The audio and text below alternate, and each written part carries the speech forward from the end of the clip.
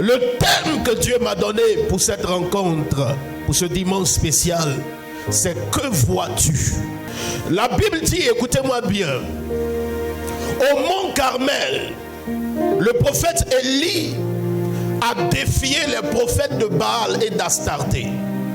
Ils étaient plus de 800, alléluia, qui travaillaient pour le compte du diable, qui travaillaient pour le compte des faux dieux. Et la Bible dit, le prophète Élie a dit, trop c'est trop. Aujourd'hui, nous allons voir entre Baal, Astarté et Dieu, qui est le véritable Dieu. Et la Bible dit, il va donner rendez-vous à ces faux prophètes-là au mont Carmel. Lorsqu'ils arrivent au mont Carmel, la Bible dit que chacun va recevoir sa bête dans le but de la sacrifier. Et la Bible dit que les faux prophètes, ceux de Baal et d'Astarté, ont commencé leurs œuvres. La Bible dit, ils ont tellement crié, mais aucun signe ne se manifesta. Jusqu'à un moment où la Bible dit, ils ont pris des épées, des lances, et ils ont commencé à se faire des meurtrissures, des blessures sur le corps, pour que le sang coule. Mais la Bible dit que leur Dieu est resté muet. Mais la Bible dit, à l'heure de l'offrande, le prophète Élie s'est approché et il a commencé à restaurer l'autel. Et la Bible dit, il a invoqué le nom de l'Éternel. Il a dit, Seigneur, qu'on sache aujourd'hui que tu es Dieu en Israël et que je suis ton serviteur. La Bible dit, lorsqu'il a fait cette prière, le feu est descendu du ciel, a consumé l'holocauste, a brûlé l'eau, a fait disparaître l'eau, et la gloire de Dieu s'est manifestée. Et après cet épisode, la Bible dit, le prophète Élie va s'adresser au roi Akab. Il va lui dire, monte, mange et bois, car il se fait un bruit qui annonce la pluie. Déjà, à partir du chapitre 17, la Bible dit que le prophète Élie avait dit, il ne tombera ni pluie, ni rosée ces années-ci, sinon à ma parole. Et la Bible dit, le peuple est demeuré pendant 3 ans et demi dans la sécheresse et dans la famine. Alléluia.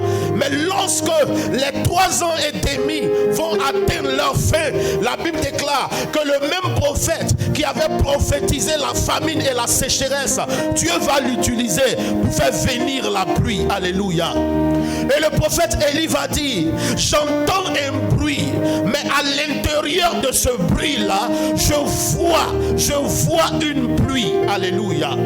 J'entends un bruit, mais qui annonce la pluie. Frères, sœurs, je vais te parler un peu ce matin, toucher un peu le thème bruit. Un bruit peut traduire beaucoup de choses. Mais le prophète Élie dit, le bruit que j'entends là, c'est un bruit, mais qui annonce la pluie. Alors qu'on sait que par expérience, un bruit peut traduire beaucoup de choses. Par exemple, un bruit peut traduire une explosion. Un bruit peut exprimer un accident. Un bruit peut également exprimer une alerte. On nous parle du son d'une alarme incendie. Un bruit peut traduire l'urgence, la sirène d'une ambulance. Un bruit peut traduire une chute, la chute d'une personne qui a trébuché. Un bruit peut aussi exprimer la douleur, le cri d'une personne qui souffre. Mais le prophète Élie dit, le bruit que j'entends n'émane pas des pleurs. Le bruit que j'entends n'est pas le bruit d'un accident. Ce n'est pas le bruit d'une sirène. Ce n'est pas le bruit d'une chute. Mais le bruit que j'entends là, je vois à l'intérieur de ce bruit la pluie. Quelqu'un dit Amen. Frères, sœurs, ce que j'essaye de te faire comprendre ce matin, c'est que la foi vient de ce qu'on entend. Mais le miracle vient de ce qu'on voit. C'est pourquoi je te pose la question ce matin de savoir qu'est-ce que tu vois. Parce qu'en réalité, ce que tu n'as pas vu, tu ne le toucheras jamais. Ce que ton esprit n'a pas capté, ce que ton esprit n'a pas visualisé, tu ne le verras jamais se matérialiser dans ta vie. La foi vient de ce qu'on entend, mais le miracle vient de ce que tu vois. Le prophète dit, j'entends un bruit qui peut exprimer un incendie, des pleurs, des réjouissances, mais moi, le bruit que j'entends, à l'intérieur de ce bruit-là, je vois une grande pluie qui va tomber. Laisse-moi te poser la question ce matin. Qu'est-ce que tu vois? Tu peux beaucoup prier, tu peux beaucoup gêner, mais ton exaucement dépend de ce que tu vois dans ton esprit. C'est pourquoi chaque fois que tu rencontres un homme, quand il veut faire quelque chose dans ta vie, il te donne une vision. Il a rencontré Joseph et il lui a présenté 2 songes, parce que ces anges-là devaient être dans son esprit, afin que la parole de Dieu se matérialise dans sa vie. Ce que tu n'as pas vu dans ton esprit, tu ne le toucheras jamais. Tu peux prier beaucoup, tu peux prier 30 minutes, 5 heures, tu peux prier des jours, mais ce que tu demandes à Dieu, si ton esprit n'a pas encore capté cela, tu ne verras pas cela. La Bible déclare, Dieu avait promis, n'est-ce pas, Canaan aux enfants d'Israël. Mais la Bible dit, un jour, Dieu a dit aux enfants d'Israël, prenez des espions pour aller explorer le pays. Mais pourquoi est-ce que Dieu a fait cela? Pour que les enfants d'Israël aient une image de Canaan dans leur esprit. Parce que ce que tu n'as pas vu, ce que tu n'as pas capté dans ton esprit, tu ne pourras jamais le voir. Je suis conscient que tu traverses des difficultés. Mais au milieu de ces difficultés, qu'est-ce que tu vois? Je suis conscient, bien-aimé de Dieu, que c'est difficile pour toi financièrement. Mais malgré ces difficultés, malgré ces problèmes, malgré ces blocages, qu'est-ce que tu vois, bien-aimé de Dieu? Moi, en ce qui me concerne, quel que soit ce qui arrive dans ma vie, quelles que soient les épreuves, je vois la gloire de Dieu. Je vois que Dieu va m'élever. Même si la réalité ne confesse pas cela. Mais laisse-moi te dire, même si je souffre, même s'il y a des difficultés, même si les promesses tardent, je continue de voir la gloire de Dieu. Ma vie est motivée par ce que je vois. Dans mon esprit, je vois la gloire de Dieu. Je ne vois pas l'échec, je ne vois pas le blocage, je ne vois pas la honte. Quand je me réveille le matin, dans mon esprit, je vois que Dieu va m'élever. Dans mon esprit, je vois que Dieu ouvre des portes. Dans mon esprit, je vois l'élévation. Je ne vois jamais la honte dans ma vie. Je ne vois jamais le rabaissement dans ma vie. Je sais qu'aujourd'hui, même s'il y a des épreuves, mais demain, Dieu va m'élever. C'est pourquoi, bien-aimé de Dieu, je ne suis jamais complexé devant quelqu'un, parce que mon esprit a déjà capté ce que Dieu veut faire dans ma vie. Je vois la gloire de Dieu, je vois le succès, je vois la réussite. Bien-aimé de Dieu, qu'est-ce que tu vois? Parce que le miracle ne dépend pas de ta prière. La prière est très bonne, mais quand tu pries, qu'est-ce que tu vois? Quand tu jeûnes, qu'est-ce que tu vois? Parce que tant que tu ne vois pas ton miracle, tu ne le toucheras pas.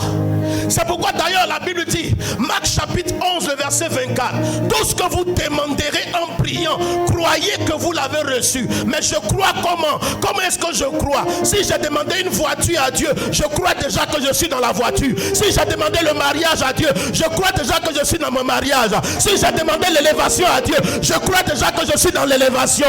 Il dit croyez. En fait, l'exaucement se manifeste avant l'exaucement. Les gens disent que tu vas échouer. Les gens disent que tu seras derrière. Tout le monde est en train de dire tu ne vas pas te marier. Tout le monde est en train de dire que la honte sera ton partage. Mais au milieu de ce chaos, au milieu de ces bruits, qu'est-ce que tu entends? Qu'est-ce que tu vois? Les gens peuvent parler, mais moi je vois la gloire de Dieu. Parce que ce que tu n'as pas vu, tu ne pourras jamais le toucher. Qu'est-ce que tu vois? C'est pourquoi le diable va susciter des gens autour de toi pour changer la façon dont tu vois, ou alors pour changer ce que tu captes dans ton esprit. Si tu commences à écouter des paroles négatives, ça va affecter ce que tu captes dans ton esprit. Frère, sœur, le miracle dépend de ce que tu vois. Bientôt, ça sera la fin de l'année. Qu'est-ce que tu vois? problème, tu es rationnel parce que ce que tu vois dépend de ce que tu vis. Mais en réalité, ce que tu dois voir ne doit pas dépendre de ce que tu vis. Parce que ce que tu vis là, c'est passager. Ce que tu vis là, ça va passer. Ce que tu vis là, ça ne va pas s'éterniser dans ta vie. C'est pourquoi, bien-aimé de Dieu, tu vis au présent, mais vois dans le futur la gloire de Dieu. Vois dans le futur que Dieu est en train de t'élever. Qu'est-ce que tu vois? Si quelqu'un dit la foi est une ferme assurance des choses qu'on espère, et puis la personne s'arrête là, la définition n'est pas complète. Parce que la foi est une ferme assurance des choses qu'on espère, mais une démonstration de celles qu'on ne voit pas. Dans démonstration, il y a quoi? Il y a le visuel. C'est-à-dire, si tu crois, si tu fais confiance à Dieu pour réaliser certaines choses, mais que toi-même tu ne vois pas, tu ne te vois pas dans l'accomplissement de ces choses-là, rien ne peut arriver. Pour ce mois d'octobre qui vient de commencer, qu'est-ce que tu vois dans ta vie? Et quand tu commences à fonctionner de cette manière, frère et soeur, ta vie ne dépend plus des hommes. Alléluia. C'est ce que tu vois dans ton esprit qui va amener à matérialisation le miracle que tu attends de Dieu. Je vois sur ta vie la gloire de Dieu. Je vois que avant que ce mois d'octobre ne s'achève, tu vas danser sans musique.